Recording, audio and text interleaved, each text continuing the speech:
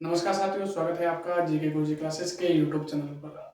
जैसा कि आप जानते हैं कि इस चैनल के माध्यम से आपके राजस्थान जीके है वो स्टार्ट किया गया था और जिसमें हमने जो सबसे पहले राजस्थान की जो क्लासेस करते हैं वो वाला पार्ट हमने स्टार्ट किया और उसमें भी हमारा जो पहला टॉपिक था वो था राजस्थान के लोक देवता, जिसमें हमारी पिछली 2 क्लासें हैं वो हमने पढ़ी और आई होप कि वो क्लासें देखकर आपको अच्छा सा कंटेंट मिला होगा और आपको टॉपिक अच्छे से समझ में आया होगा। आज की हमारी जो राजस्थान की लोक देवता है उससे संबंधित कोई ये आखिरी क्लास रहने वाली है, यानी ये लास्ट क्लास है। उसके बाद हम नेक्स्ट टॉपिक है वो स्टार्ट करेंगे। तो पिछली 2 क्लासों में जितना भी पढ़ा था उसके आगे से हम इस क्लास में हम पढ़ने वाले हैं और इस क्लास के माध्यम से हम राजस्थान की जो लोक देवता है उसको अच्छे से और एक बढ़िया कंटेंट के साथ हम कवर कर देंगे। ठीक है, तो अगर आपने अभी तक वीडियो को लाइक शेयर नहीं किया तो लाइक शेयर जरूर कीजिएगा और चैनल पर नए हैं तो चैनल को सब्सक्राइब जरूर कीजिएगा। चलिए शुरू करते हैं आज की हमारी क्लास और सबसे पहले बात करेंगे हम आपके लोक देवताओं में। तो सबसे पहले लोक देवता हमें देखने को मिलते हैं आपके ओम बन्ना। कौन है?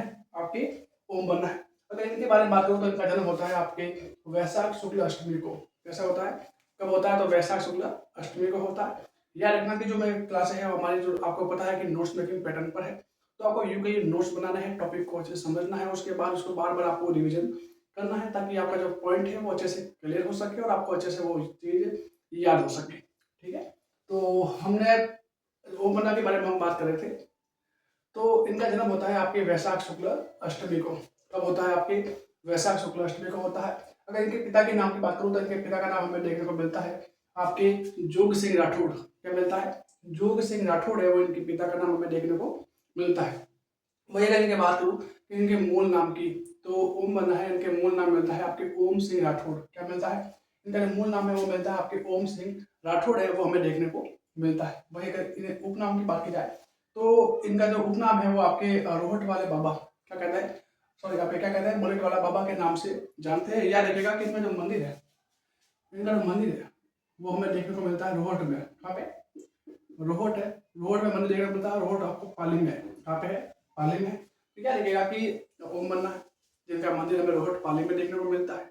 इन्हें मुलट वाला बाबा के नाम से भी जानते हैं। इनके बचपन का नाम आपके ओम सिंह राठौड़ है।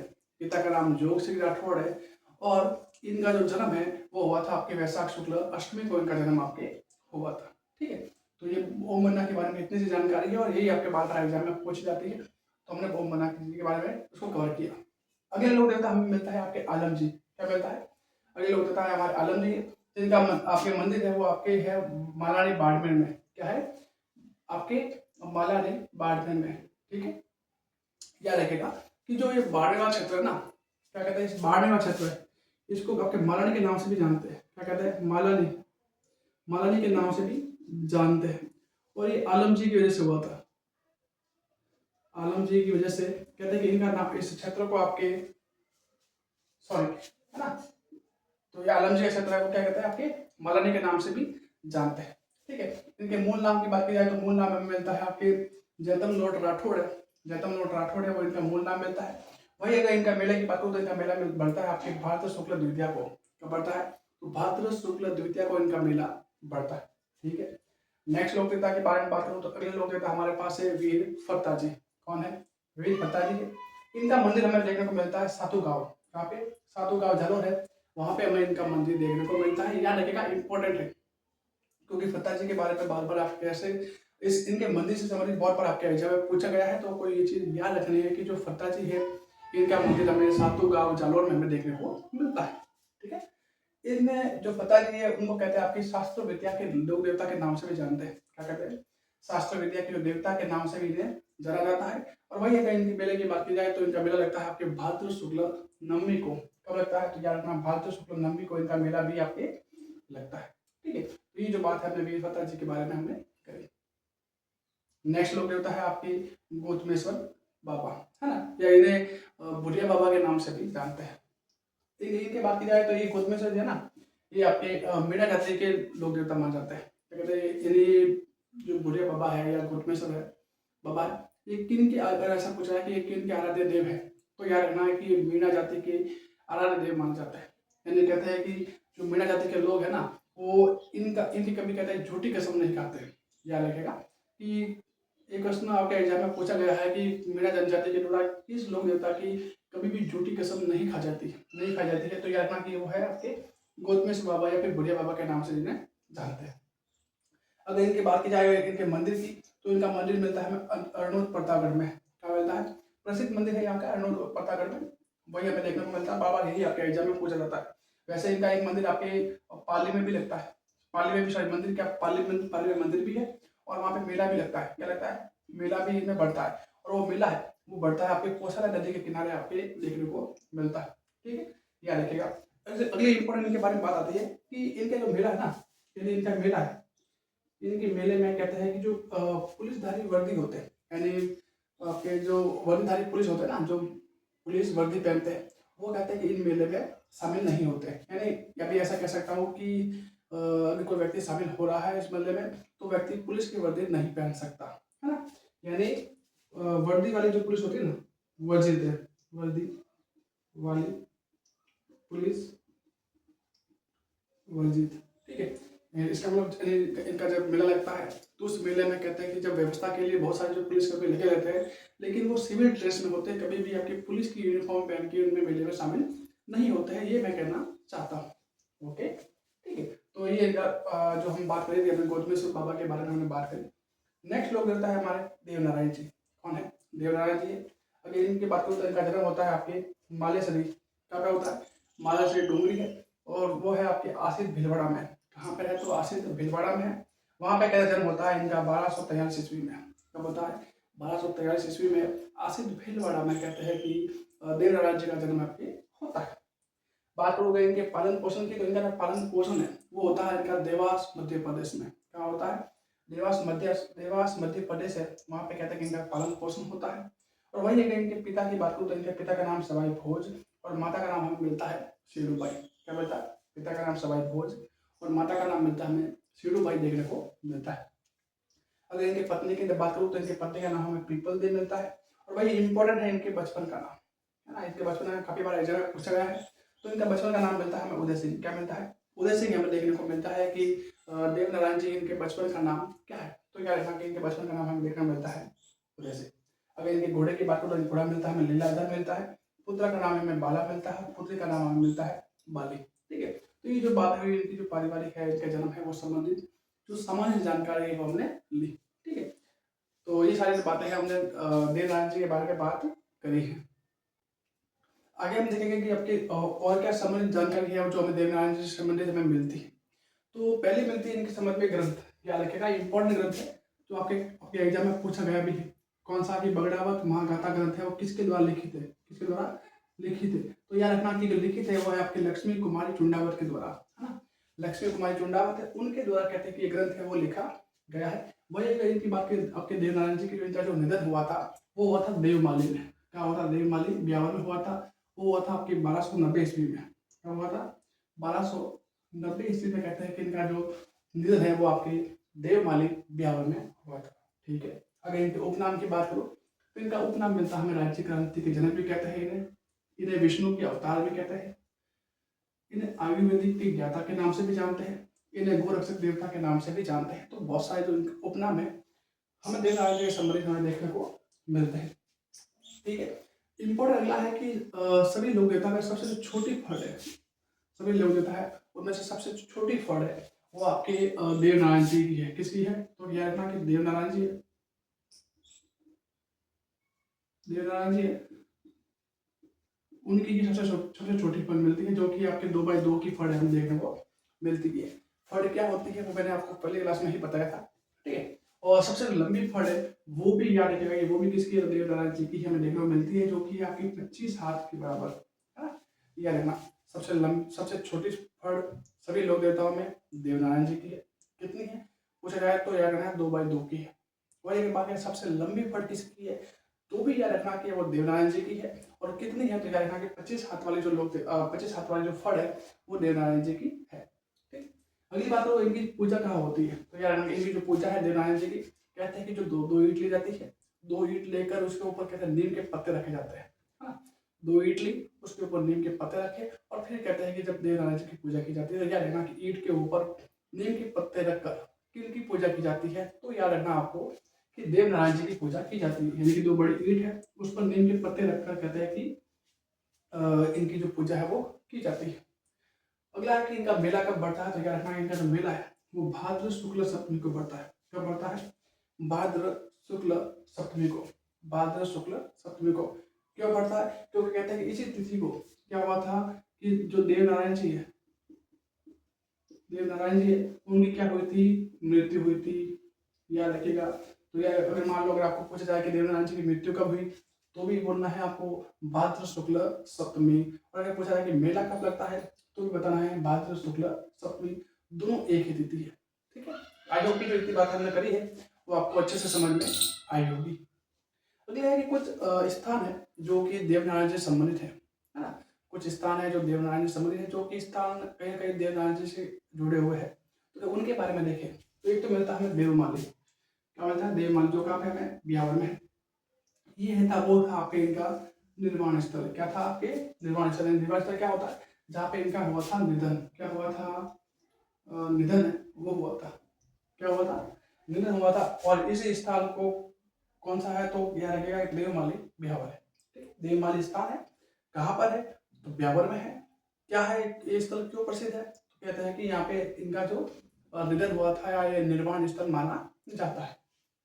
अगला है इनका जो देव की डूंगरी। क्या है, देव की डूंगरी है, जो हमें देखने को मिलता है चित्तौड़गढ़ में। कहाँ देखने को मिलता है, चित्तौड़गढ़ में हमें देखने को मिलता है। कहते हैं कि इस स्थान का, यहाँ पे जो मंदिर है उसका निर्माण राणा सांगा के द्वारा करवाया गया था।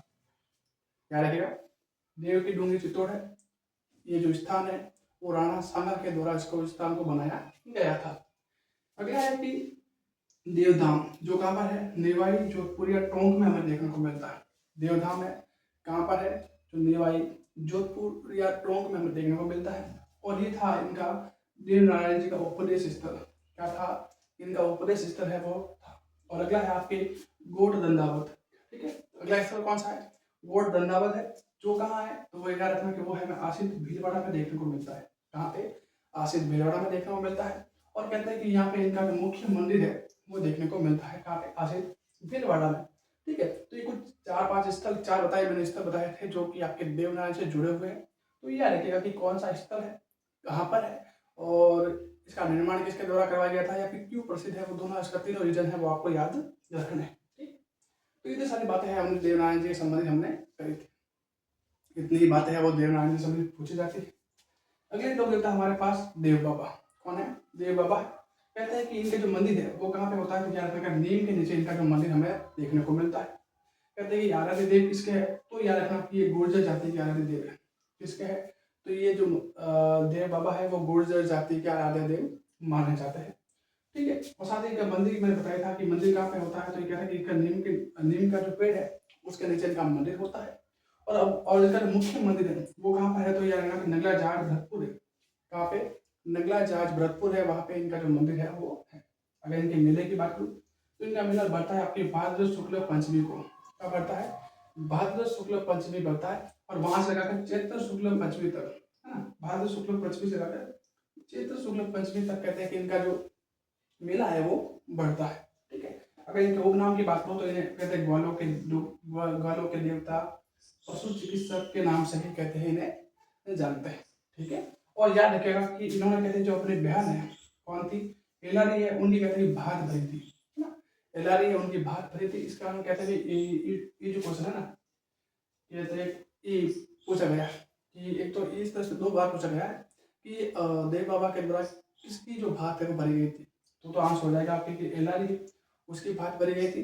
दूसरा क्वेश्चन पूछा गया था कि एलारी के द्वारा, एलारी की भात है वो किसके द्वारा भरी गई थी, तब आंसर होता है कि आपकी देव बाबा। इस दोनों तरह के क्वेश्चन है वो आपके एग्जाम में पूछे गए, इसलिए याद रखना कि इंपॉर्टेंट बात है, तो विशेष पॉइंट बना के इसको याद रखिएगा। ठीक है, तो ये जो सारी बातें हमने लोक देवता के बारे में करी। नेक्स्ट स्लाइड में कुछ और लोक देवता भी हैं जिनके बारे में कवर करने वाले हैं, और वो करने के बाद आपकी जो लोक देवता वाला टॉपिक है वो आपके कंप्लीट हो जाएगा। तो चलते हैं नेक्स्ट स्लाइड पर।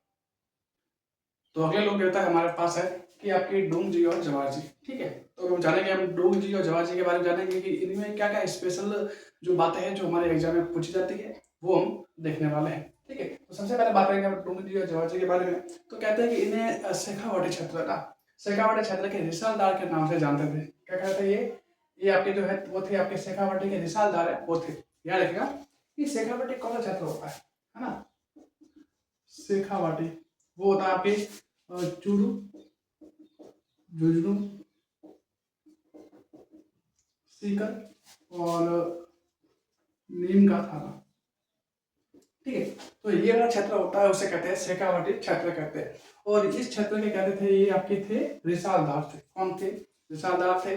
डूंग जी और जवा जी के बारे में बात करूँ तो दोनों कौन थे? चाचा भाई, मतलब कि आपके डूंग जी थे वो थे आपके चाचा, और आपके जो जवा जी थे वो थे आपके भतीज थे। ठीक है, तो ये थे। कहते हैं कि ये क्या करते थे कि जो अमीर है, अमीर व्यक्ति है, जो उनका धन लूट कर कहते हैं गरीबों में बांटने का कार्य है वो करते थे, है ना। तो इस तरह से करते थे। और साथ ही कहते हैं कि अंग्रेजों को भी कहते परेशान करते थे, है ना। अंग्रेजों के ऊपर की जो छावनियां होती है वहां पर बार बार कहते हैं कि आक्रमण करना, धावा बोलना, इस तरह से काम करते रहते थे। ठीक है, अगला इम्पोर्टेंट आता है कि इनको शरण किसने दी थी, है ना। कई बार आता है कि डूंग जी और जवाहर जी इनको कहाँ के शासक के द्वारा कहते शरण दी गई थी। ठीक है, क्या उनको किन शासकों का संरक्षण प्रदान था? तो याद रखिएगा कि जो बीकानेर के शासक थे ना वो थे आपके रतन सिंह। कौन थे? रतन सिंह थे। उनके द्वारा कहते हैं कि जवाहर जी उनको शरण दी गई थी। याद रखिएगा, बीकानेर के शासक रतन सिंह है, उन्होंने कहते हैं कि जवाहर जी है उनको शरण दी थी। वही जोधपुर के शासक थे आपके तख्त सिंह। कौन थे? तख्त सिंह थे। उन्होंने कहते हैं कि डूंगर जी है उनको कहते हैं कि शरण दे रखी थी, है ना। ये बात याद रखिएगा। साथ ही इनके उपनाम से संबंधित क्वेश्चन पूछे जाते हैं। जैसे इनके उपनाम इन्हें धावड़ियों के नाम से भी जानते हैं। क्या कहते हैं? धावड़ी के नाम से भी जानते हैं। इनके अलावा इन्हें राजस्थान के रॉबिन हुड, क्या कहते हैं? इन्हें राजस्थान के रॉबिन हुड के नाम से जानते हैं। इनके अलावा 1857 की जो क्रांति है वहां के लोक नेता के नाम से भी इन्हें जानते हैं। ठीक है, तो ये सारी बातें हैं हमने जवाहर जी और डूंग जी के बारे में हमने करी। अगले डॉक्टर देता है आपके तेजाजी, जो कि आपके इस टॉपिक के अंतिम लोग देवता है आपके तेजाजी। ठीक है, सबसे पहले बात करूंगा आपके तेजाजी के बारे में। तो इनका जन्म होता है आपके खडनाल में होता है। कहाँ पे होता है? खडनाल, जो कहाँ पर है? डीडवाना कुचामन में है। और इनका जन्म होता है आपके लगभग 1076 ईस्वी में इनका जन्म है। वो आपके माघ शुक्ल चतुर्दशी, है ना। माघ शुक्ल चतुर्दशी को कहते हैं कि इनका जो जन्म है वो होता है। इंपॉर्टेंट है, इस तिथि को इंपॉर्टेंट याद रखना, इस तिथि को पूछा गया है। ठीक है, तो तेजाजी का जन्म माघ शुक्ल चतुर्दशी को हुआ था। अगर इनके पिता के नाम बात करूँ तो इनके पिता का नाम मिलता है हमें ताहर जी, माता का नाम मिलता है हमें राजकौरी देखने को मिलता है। ठीक है, पत्नी का नाम हमें पेमल देव मिलता है। घोड़ी का नाम क्या रहेगा? इनका घोड़ी का नाम लीलन भी देखने को मिलता है और श्रृंगारी देखने को भी मिलता है। दोनों नाम है, इंपॉर्टेंट है, याद रखिएगा। ठीक है, यानी घोड़ी श्रृंगारी के नाम से जानते हैं, इसके अलावा इसे लीलन के नाम से भी जानते हैं। इनके अलावा इनके जो पुजारी होते हैं उसे कहते हैं गोडला। क्या कहते हैं? इनके जो पुजारी होते हैं उसे कहते हैं गोडला के नाम से जानते हैं। अगर भाई इनके उपनामों की बात करूँ तो इनके उपनाम कहते हैं जिन्हें गोरक्षक देवता के नाम से भी जानते हैं, इन्हें नागों के देवता के नाम से भी जानते हैं, इन्हें काला और बाला, इंपॉर्टेंट है, याद रखेगा, इन्हें काला बाला देवता के नाम से भी जानते हैं। मोस्ट इंपॉर्टेंट है क्योंकि एग्जाम में पूछा गया है। इसके अलावा इन्हें कृषि कार्यों के उपासक देवता के नाम से भी जानते हैं। और अगला इन्हें धोलियावीर के नाम से भी जानते हैं। ये भी नाम इंपॉर्टेंट है क्योंकि दोनों नाम है, एक तो आपकी धोलियावीर और एक आपकी काला वाला ना। ये दोनों के दोनों नाम आपके जो प्रीवियस एग्जाम में पूछे गए हैं, तो दोनों को बात आप ध्यान रखिएगा। अगला है कि कहते हैं कि जो तेजाजी थे उनके द्वारा कहते हैं कि लाछा गुजरी उनकी गायों को कहते हैं कि मीणाओं से छुड़वाया था, है ना। कहते जो मीणा है वो लाछा गुजरी की गायों को चुरा के ले जा रहे थे, तब तेजाजी ने उन पर आक्रमण किया, उनकी गायों को उनसे छुड़वाने का कार्य किया था। एक आता आपकी तिथि, आपके इनका जो मेला है वो लगता है आपके भाद्र शुक्ल दशमी को। कब लगता है? भाद्र शुक्ल दशमी को कहते हैं कि इनका जो मेला लगता है। और इस तिथि को आपके तेजा दशमी के नाम से भी जानते हैं, याद रखेगा, इंपॉर्टेंट है। यानी भाद्र शुक्ल दशमी जिसे हम तेजा दशमी के नाम से भी जानते हैं, इस दिन कहते हैं कि जो मेला लगता है आपके ये तेजा जी का मेला लगता है। और ये आपके एक तरह से पशु मेला लगता है। कौन सा? पशु मेला लगता है, पशु मेला लगता है। ठीक है, आगे है कि अगर इनके प्रतीक की बात करूं तो इनका प्रतीक मिलता है हमें कि जीव पर सर्पदंश करते हुए अश्वरोही, है, यानी घोड़े पर बैठे, सामने ऐसे सांप है और इनके जीभ पर डसते हुए सांप, इस तरह से कोई प्रतीक है वो आपके तेजाजी है का प्रतीक हमें देखने को मिलता है। इनके अलावा कहते हैं कि जो ये अजमेर है और नागो क्षेत्र ना, अजमेर क्षेत्र है, नागो क्षेत्र, ये क्षेत्र है वो कहते हैं कि तेजाजी को बहुत मानने वाला क्षेत्र आपके माना जाता है ना। यानी कह सकता हूँ कि इन दोनों क्षेत्रों में तेजाजी काफी ज्यादा प्रसिद्ध है। अगर इनके मंदिर की बात करें तो इनके मंदिर को कहते हैं कि थान या चबूतरा के नाम से जानते हैं। क्या कहते हैं? इनके मंदिर को थान या चबूतरा के नाम से जानते हैं। इसके अलावा कुछ स्थान है जो तेजा जी से संबंधित हमें देखने को मिलते हैं। ठीक है, जैसे एक तो मिलता है आपके मंडावरी में मिलता है, जो कि अजमेर में है। कहाँ पे है? मंडावली क्षेत्र है, अजमेर में है। कहते हैं कि इस क्षेत्र में कहते हैं कि जो तेजा जी है, उन्होंने कहते हैं जो मेन मीणा है, मेन जाति की जो मीणा है, उनसे उन्होंने कहते हैं कि उस क्षेत्र में लड़ाई करी थी। इस कारण कहते हैं ये क्षेत्र है वो तेजा जी के कारण वो प्रसिद्ध है। दूसरा है आपके देखने को मिलता है सेंद्रिया। दूसरा है आपके सेंद्रिया देखने को मिलता है। कहाँ पर है? तो वो आपके ब्यावर में है। ठीक है, और कहते हैं कि इसी क्षेत्र में कहते हैं कि जो तेजा जी है उनको कहते हैं कि सांप ने डसा था। ठीक है, इंपॉर्टेंट है, याद रखिएगा। अगला है आपके क्षेत्र है सुरसुरा, जो कहाँ पर देखने को मिलता है? हमें किशनगढ़ अजमेर में देखने को मिलता है। सुरसुरा किशनगढ़ अजमेर में। कहते हैं कि ये क्षेत्र है, यहाँ पे जो तेजा जी की जो मूर्ति है, क्या है? तेजा जी की मूर्ति है। इस मूर्ति को जागती जोत क्या कहता है? उस मूर्ति को कहते हैं जागती जोत के नाम से जानते हैं। याद रखिएगा, इंपॉर्टेंट है। सुरसुरा किशनगढ़ अजमेर है, सुरसुरा किशनगढ़ अजमेर है, तेजा जी के लिए प्रसिद्ध है। कहते हैं कि इस क्षेत्र में जो तेजा जी की जो मूर्ति है उसको जागती जोत के नाम से जानते हैं। इंपॉर्टेंट बात है। अगला क्षेत्र है इनका भावंता। कहाँ पे? भावंता जो है आपकी कुचामन डीड बना में देखने को मिलता है। कहाँ पे? कुचामन डीड बना में देखने को मिलता है। इंपॉर्टेंट बात इसमें ये है कि यहाँ पे कहते हैं कि जो अगर किसी व्यक्ति को सांप काट देता है ना, कहते हैं कि यहाँ पे कहते हैं अगर सांप व्यक्ति को किसी व्यक्ति को अगर सांप काटता है तो कहते हैं कि उसका इलाज गोमूत्र से करते हैं। किससे करते हैं? गोमूत्र से करते हैं। इस कारण कहते हैं कि ये क्षेत्र है वो प्रसिद्ध देखने को मिलता है। इसके अलावा एक इंपॉर्टेंट आता है कि तेजा चौक। ठीक है, कौन सा आता है? तेजा चौक। कई बार एग्जाम में पूछा गया है कि तेजा चौक कहाँ स्थित है, तो याद रखना कि तेजा चौक है वो हमें देखने को मिलता है ब्यावर में। कहाँ पर देखने को मिलता है? ब्यावर में हमें देखने को मिलता है। ठीक है, अभी इसी मेले की बात मैंने करी थी कि मेला है वो आपकी तेजा दशमी यानी कि जो भाद्र शुक्ल दशमी को इनका मेला लगता है। एक तरह से कह सकता हूँ, मैंने बताया कि परसों मेला लगता है, और ये मेला लगता है आपकी परबतसर डीडवाना में लगता है। कहाँ पे लगता है? परबतसर डीडवाना है, वहाँ पे कहते हैं मेला लगता है। इंपॉर्टेंट बात इसकी ये आती है कि जो मेला है पशु मेला है, पशु मेला है वो आपकी आय की दृष्टि से दूसरा सबसे बड़ा पशु मेला है। तेजा जी का जो पशु मेला है वो आय की दृष्टि से यानी कमाई की दृष्टि से दूसरा सबसे बड़ा पशु मेला है। तो दिमाग में आता है कि सब पहला पशु मेला कौन कौन सा है? तो पहला पशु मेला है श्री जसवंत प्रदर्शनी। कौन सा है? श्री जसवंत प्रदर्शनी पशु मेला है वो आपके पहला मेला है, जो कहाँ पे लगता है? भरतपुर में लगता है। और ये मेला आय की दृष्टि से राजस्थान का सबसे बड़ा पशु मेला है। राजस्थान का आय की दृष्टि से सबसे बड़ा पशु मेला श्री जसवंत प्रदर्शनी पशु मेला है, जबकि आय की दृष्टि से दूसरा सबसे बड़ा पशु मेला आपके ये तेजा जी पशु मेला है ना, वो है। ठीक है, दोनों बात याद रखेगा। इनके अलावा इनकी जो कर्मस्थली है वो क्या? बांसी डूंगरी, जो कहाँ पे देखने को मिलती है? हमें मुंदी में हमें देखने को मिलती है। इंपॉर्टेंट है, याद रखेगा। इसके अलावा जो खड़नाल जहाँ पे इनका जन्म होता है वहाँ पे इनका सबसे बड़ा पूजा स्थल भी है। और इम्पोर्टेंट बात क्या आती है कि इनका जो पुजारी होते हैं इस क्षेत्र में वो थे आपके माली जाति के होते हैं, है ना? कि जो खंडाल में जो मंदिर है वहाँ पे कहते हैं कि जो पुजारी है वो माली जाति से रहता है। ठीक है, तो ये सारी जो बातें हैं हमने तेजा जी के बारे में करी है, और आई होप कि जितनी बातें हमने करी है वो आपको अच्छे से समझ में आई होगी। अगर समझ में आई है तो इस वीडियो को लाइक और शेयर जरूर कीजिएगा। चैनल पर नए हैं तो चैनल को सब्सक्राइब जरूर करिएगा, ताकि ऐसी और भी क्लासें हम लाई जा सके। इसके साथ हमारा जो लोक देवता टॉपिक है वो पूरा कंप्लीट हो गया है। इसके बाद हम नेक्स्ट जो टॉपिक है राजस्थान के लोक देवी है वो टॉपिक हम करने वाले हैं, तो उसको भी अच्छे से और बढ़िया कंटेंट के साथ करेंगे। तो उसके लिए आपको चैनल को सब्सक्राइब करना होगा, इस वीडियो को दोस्तों के साथ शेयर करना होगा। तो मिलते हैं नेक्स्ट क्लास में, तब तक के लिए पढ़ते रहे, बढ़ते रहे। धन्यवाद।